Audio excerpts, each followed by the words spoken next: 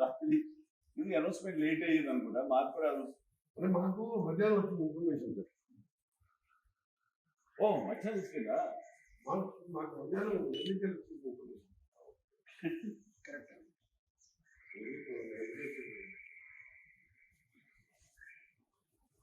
ఫ్యూచర్లో భారత రత్నతో పాటు ఇంకా మీరు ఏమైనా అవార్డు ఉండి కూడా గెలవాలి. నాకు రాదు సార్, నువ్వు అంటున్నాను వెరీ హ్యాపీ.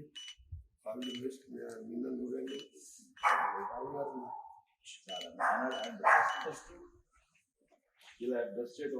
పద్మవిభూషణ్ అవార్డు వచ్చిందని తెలిసిన క్షణం నిజంగా ఏం మాట్లాడాలో ఎలా రియాక్ట్ అవ్వాలో తెలియని పరిస్థితి. మన దేశంలో 2వ అత్యున్నత పౌర పురస్కారం పద్మవిభూషణ్ లభించినందుకు నాకు నిజంగా చాలా సంతోషంగా ఉంది.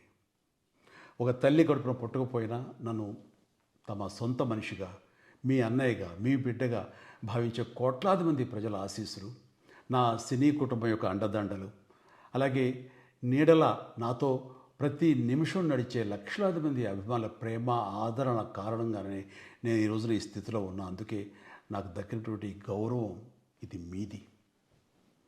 మీరు నాపై చూపిస్తున్న ప్రేమ, ఆప్యాయతలకు నేను ఏమి రుణం తీర్చుకోగలను?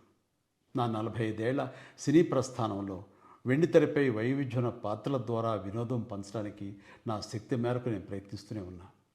నిజ జీవితంలో కూడా నా చుట్టూ ఉన్న ఈ సమాజంలో అవసరమైనప్పుడు నాకు చేతనైన సాయం చేస్తూనే ఉన్నా. కానీ మీరు నాపై చూపిస్తున్న కొండంత అభిమానానికి నేను ప్రతిగా ఇస్తున్నది గోరంతే.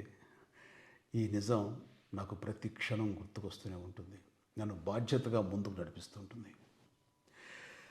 నన్ను ఈ ప్రతిష్టాత్మకమైనటువంటి పద్మవిభూషణ్ అవార్డుకి ఎంపిక చేసిన భారత ప్రభుత్వానికి, గౌరవ ప్రధాని శ్రీ నరేంద్ర మోడీ గారికి నా హృదయపూర్వక కృతజ్ఞతలు.